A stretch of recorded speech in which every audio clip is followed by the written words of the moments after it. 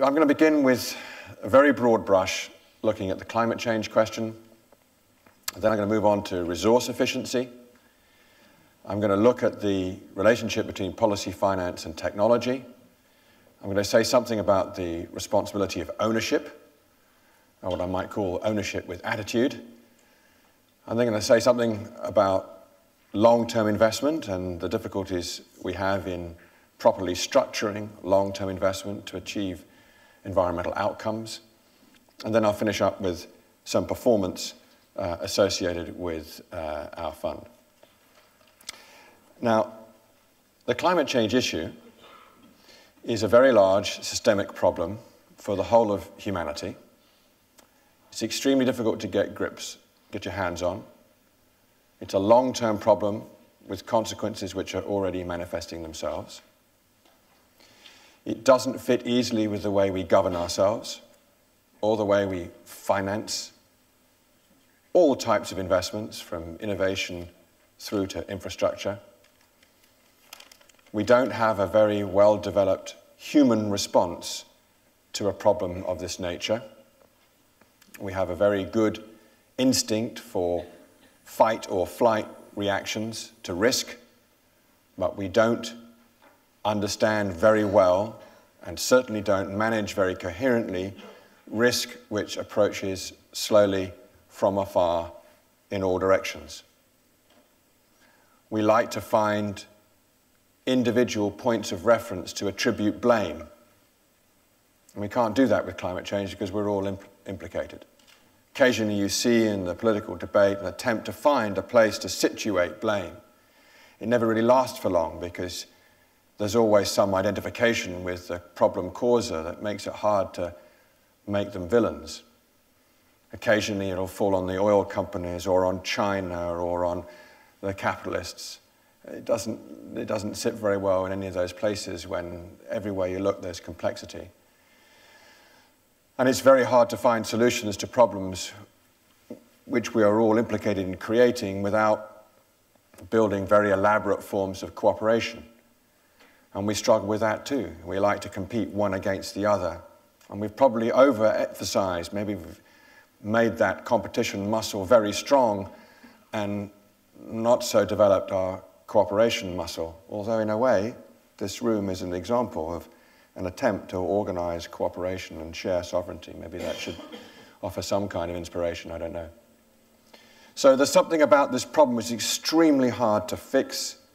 It's very hard to make progress solving it too, highly abstract, highly distributed. And we need that, all of us, whether we're investors or just in our ordinary working lives. We need feedback, we need validation, confirmation that we're heading down the right track. And it's just virtually impossible to do that with a problem like climate change. Certainly nobody in this room who has a position of responsibility is going to be able to claim at any stage, and that includes a business called Climate Change Capital, that they have in some way solved the problem. You can't get enough purchase on it. You can make a contribution, and you've got to know that you've made a contribution in circumstances where there may be very little genuine feedback that you've solved a problem. Very difficult for politicians to experience that. They want feedback within a political cycle. Very hard for investors. They want returns in a particular time frame. So all of this tells you that we are going to have to find ways of rewarding our progress, measuring our progress, where there is significant uncertainty that will not be resolved, where the scientific debate will continue to be heavily contested, and so it should be. No area of science is without disagreement. That's how we make scientific progress. We disagree, we challenge, we prove, we test. And so we all crave some space in which we can see how we might solve the problem in measurable bits where we can see progress, make it tangible. And also where that progress can feel like life getting better rather than a punishment for past sins. And that's why ultimately this area that we're talking about offers such promise for dealing with climate change. But I think we've learned, and in my case, over 20 years of work on the subject, that we can't move society simply by threatening fearful consequences from a systemic problem that everybody's implicated in. It's not happening. It won't happen tomorrow. We are much more aware now than 20 years ago. We have a lot more data, a lot more evidence. But using climate change as the main reason for a significant intervention in our economies to make climate risk dissipate is not going to be enough. This is a big paradox. We cannot use climate change arguments to solve the climate change problem alone. But fortunately, if that's the right word, we have another crisis close at hand, which is very obvious to most people, and it's to do with resources and the conflict over resources. Who has access to resources? Who owns the resources that we need the most to run our economies? Where are they? What's the risk in getting at them? Who's got more now? Who's going to get more in the future? How can I build my economy knowing that with population growth and rapidly emerging economies in the East, they're going to want the resources I've taken for granted for the last 25 years? Resource efficiency is largely a question of energy, but it's manifested very clearly in water and in the use of natural resources, and indeed the competition over scarce, rare resources that we now need desperately to run our communication systems.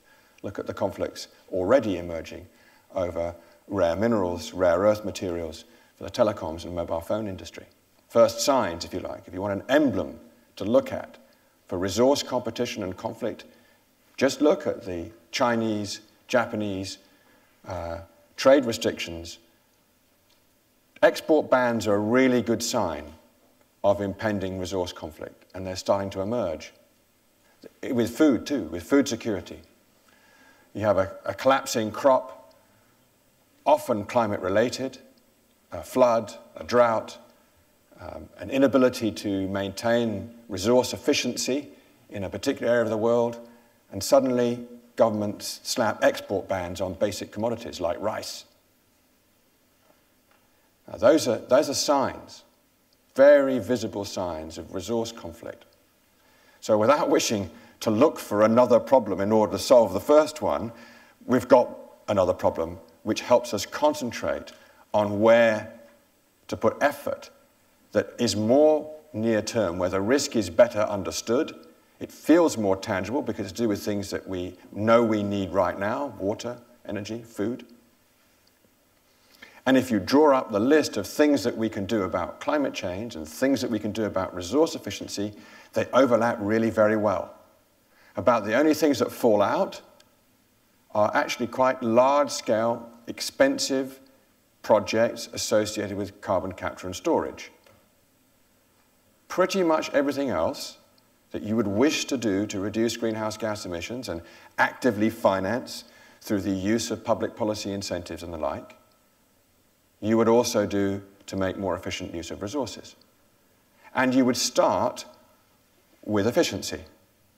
And you'll see where I'm going with this when we get to what we've done with property investment in the UK in one relatively small fund, because that experience that we now have matches the general observation that you begin with efficiency, that efficiency gets you the most. It also allows you, from the start, to think systemically about the two problems and how they interrelate. Almost nothing that we think might work to improve resource efficiency and to reduce greenhouse gas emissions is of any use on its own. So just as we have a scale problem, which is very difficult to understand and get your hands on, the solutions that we think we have today, with the technologies that we've developed so far, have never been built to scale. None of the renewable energy technologies have ever been built to scale. They're all marginal. So if you want to decarbonize your economy, and believe me, many, many countries around the world have declared a very clear intention to do exactly that, and we might come back to how that's emerging following the Cancun Agreement, then you cannot pick single technologies, and you have to acknowledge that the technologies that we've got carry an awful lot of risk associated with the scaling up process. But if you begin with efficiency and you think systemically, then you know that you wouldn't anyway just promote more greener power production without at the same time taking demand out of the system. And buildings are right in the middle of that system.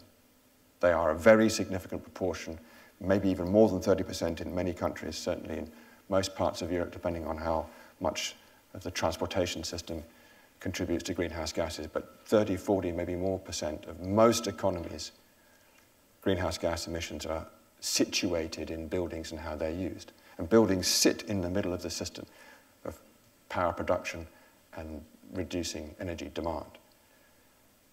So if you line up climate change as a systemic problem facing the whole of humanity, in its most extreme form, an existential threat, and you look at resource efficiency as a necessary response, the only rational response to scarcity of resources, increased competition of resources, and conflict over resources, and we have it in our faces every day now, then you realize that the policy, finance, and technology relationship that has to be assembled to deal with both provides, one, enormous investment opportunity. The scale is unprecedented.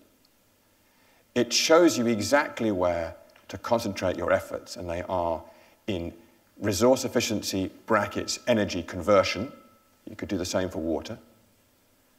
And they also show you that if you were able to successfully respond to these two issues, you reduce risk in the world generally. Clean technology is actually a peace and security issue. Finding more efficient ways of managing resources reduces political risk.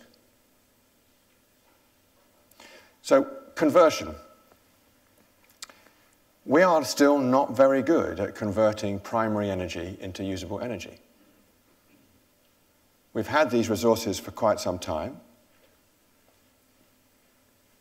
200 years, give or take, we've really learned how to make phenomenal use of fossil fuels. Truly world-affecting, changing technologies built on this amazing energy resource, transformed humanity.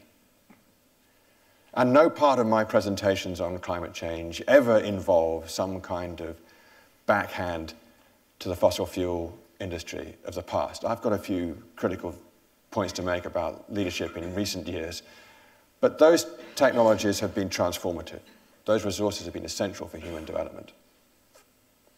But even so, after all that investment and know-how and huge rewards associated with using those fuels to drive our economies, we still don't convert primary energy into usable energy at all efficiently. There's a big study done by Cambridge University looking at the energy flows in society across the world. Very detailed study. It's being evolved year on year. But the last map that they made of energy flows shows 475 exajoules in and 55 out. 475 in, 55 out. Primary energy in, usable energy out. Unless you change those numbers, we have conflict. We have a problem. We cannot manage human development unless you change those numbers. But if you do, you've participated in a transformation that will create enormous wealth. In the list of energy conversion devices, there are massive opportunities for investment, and right in the middle, buildings, cities and buildings, communities and buildings. Energy conversion, primary to usable, every building is a potential conversion device. But, as we all know, we don't think that way now. So my next 2 points are about ownership and investment. One of the things I'm pretty proud of in our modest business, our business, we have $1.5 billion under management. Seems a lot when you started with nothing, but isn't very much in the grand scheme of things. But what I wanted to do with Climate Change Capital is present a different type of ownership, an ownership with an attitude, a problem-solving attitude. I was unconvinced by the arguments for not doing what we do on a relatively modest scale. And by bringing in people who were knowledgeable about property, who I knew and liked and I felt I could work with, we've made a very small start down that route. And what we've demonstrated is if you own property with a view that it matters what its performance, what a building's performance is, that it matters because in your head at the whole time you're carrying the bigger picture. Because you've called a business climate change capital for a reason. Because you've developed an idea of creating wealth worth having, which is avowedly idealistic.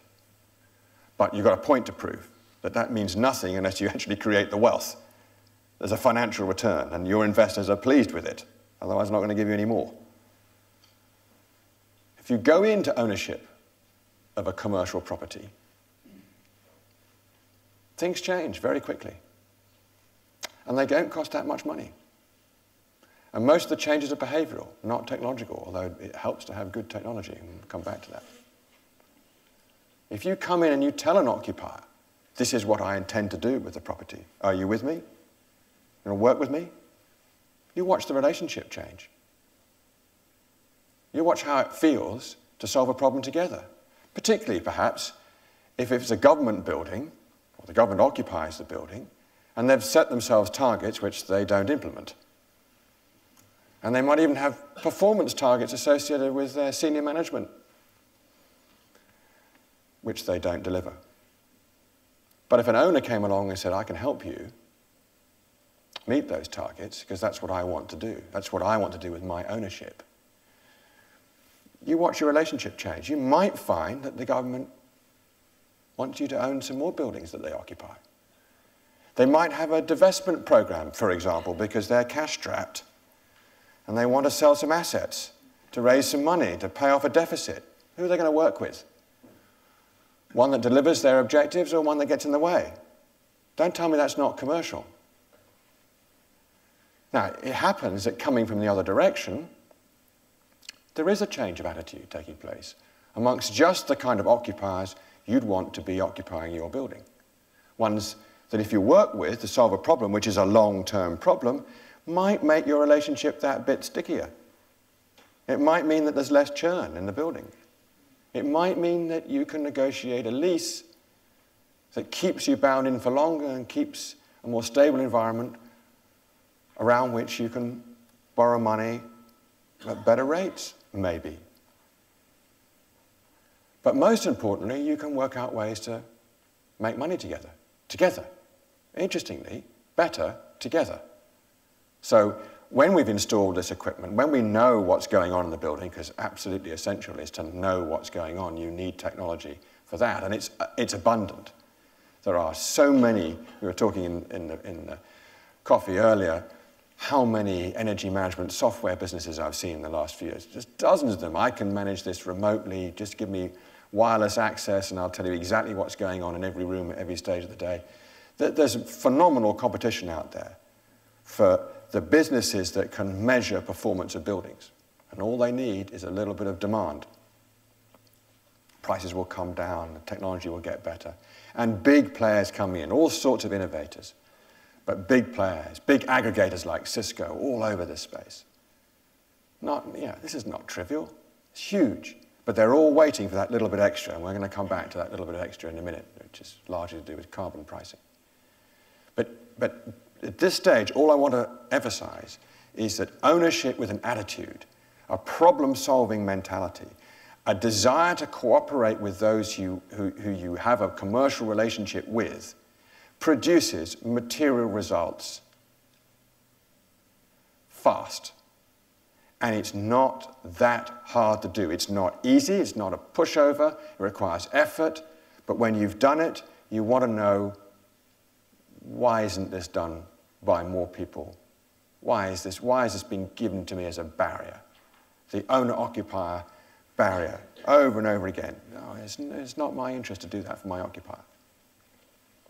Not our experience. But then there's the question of investors. I got myself in a bit of trouble a week or two ago, allowing myself somehow to be quoted in the Times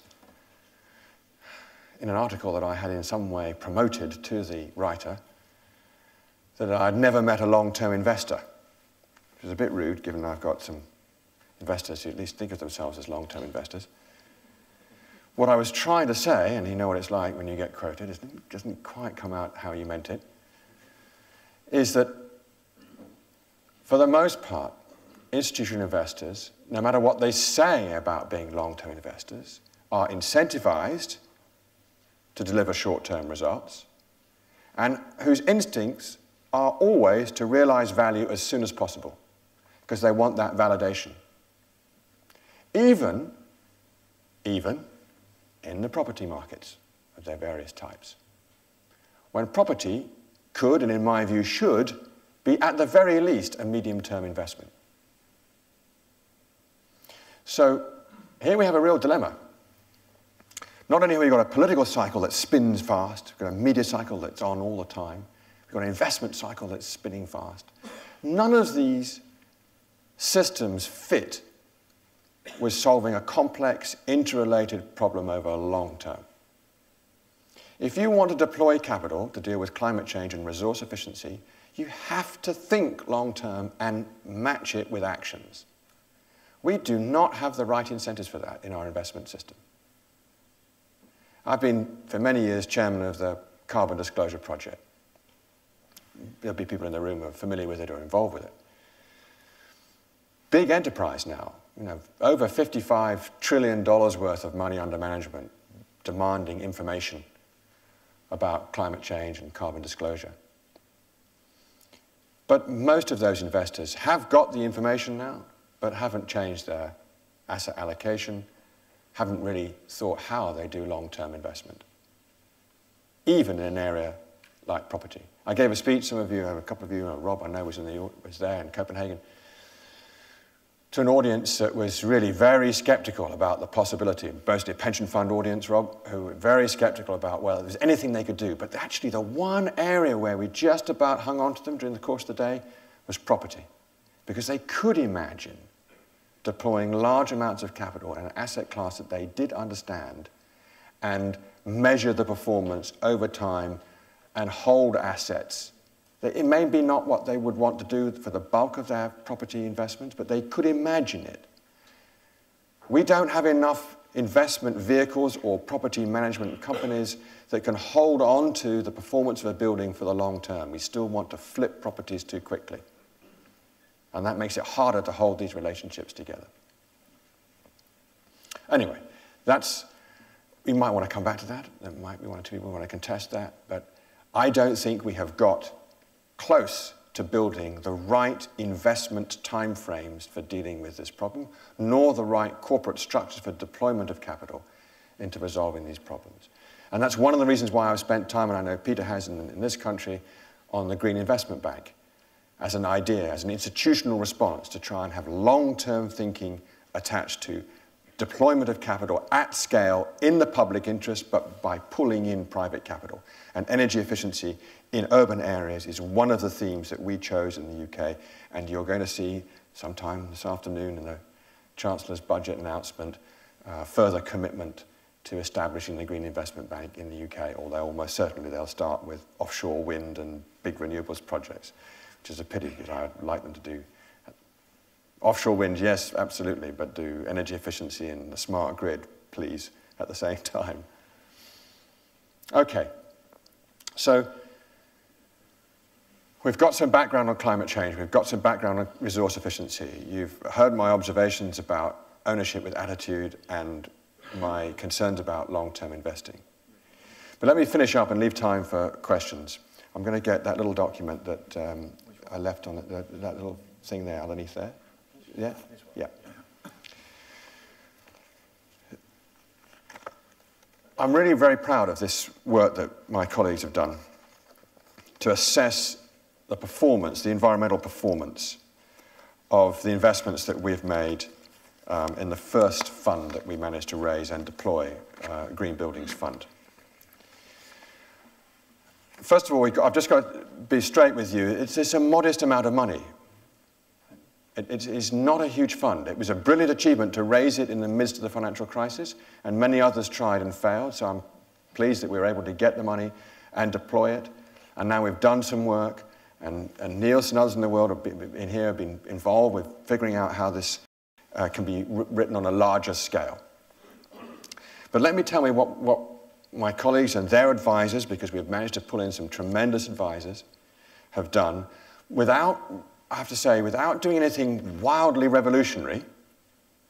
There aren't big technological shifts taking place here, but in commercial property, in the UK, screened through a couple of very obvious tests of our own making about where a property is it subject to flood risk, you're taking big macro climate change risks into account, is it near public transport, and working through buildings that have got pretty poor ratings against standards that you're all very familiar with, without being wedded to any particular standard, because we think, particularly for retrofitting, not a lot of use in some of the international standards like BREEAM and LEED.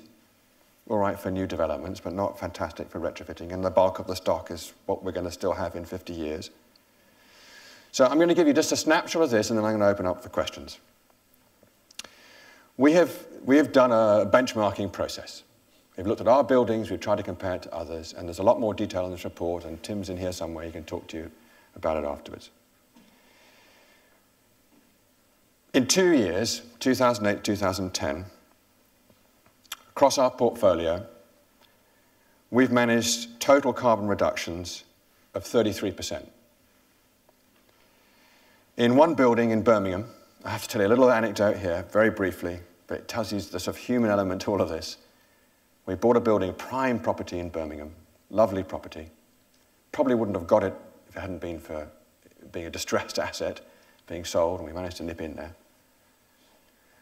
That building had an energy management system that was wrongly calibrated. We found out with our energy advisor within minutes this system was wrongly calibrated, completely, right? Sending out absolutely wrong information. We also found out that the retail outfit downstairs had been siphoning off power for years that the government occupier had been paying for. As soon as we found that out, we managed to negotiate a rebate from the utility to the government of £400,000. They were quite pleased about that. You can imagine a sort of cash-strapped executive of local government, a bit like this, finding an extra £400,000 on their P&L. Very nice, thank you very much. But in that building, we managed to achieve, because of these ridiculous errors, which are widespread. I bet there's some people in the room who know how often you find something similar. So I don't feel embarrassed about something so obvious being the reason why we achieved a 59% reduction in electricity usage. 59% in a relatively modern building, or a relatively recently upgraded building. 53% carbon reduction in that building in Birmingham. A good property. In Edinburgh, we bought a building as a commercial headquarters of a financial services business. Good building, well designed, good location, 12% electricity reduction, 7% carbon reduction. 31% electricity reduction across the portfolio, 25% less water consumption. That's interesting writ large. Just think what you could do in some parts of the world where water is a more expensive or scarce resource. That fund has done something clear at a relatively small scale that we can all learn from. There is nothing outrageously difficult or different being done to achieve those reductions. Can you imagine if you scaled it up across a city, across a portfolio held by a pension fund, across a portfolio held by an insurance business? Now, what would be nice is if you went back into those places and asked the folks who work there, did life get worse? Did you suffer any? Any deprivations? Did going to work feel a bit more problematic in the morning because these things were achieved? Any economic output lost to the economy? Any commercial relationship damaged? Why is this so hard? Why couldn't this be done by everybody? We're not that clever, quite clever, but not that clever. So I'm going to conclude there. I'm going to suggest to you that for all the attention properly paid to more urgent needs right in our faces today, the climate change problem is going to be with us, whether we like it or not, for the rest of our days, and we're just going to have to learn to manage it well. That with another parallel severe problem of resource efficiency, we actually have an opportunity to make huge investments in better converting primary energy into usable energy. Big investment opportunity with buildings in the center.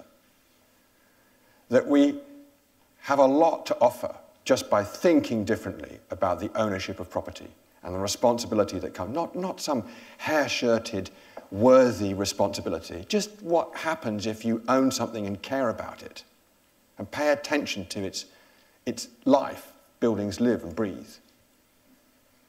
That our investment system is not yet tuned to long-term investment, whatever we say. Funny enough, those who are doing long-term investment and offering a real challenge to us are often sovereign wealth funds in Asian economies or family businesses or family corporations in Asia or here in Europe sometimes. The family enterprises, the intergenerational investments, they're long-term, but the bulk of our capital markets are not.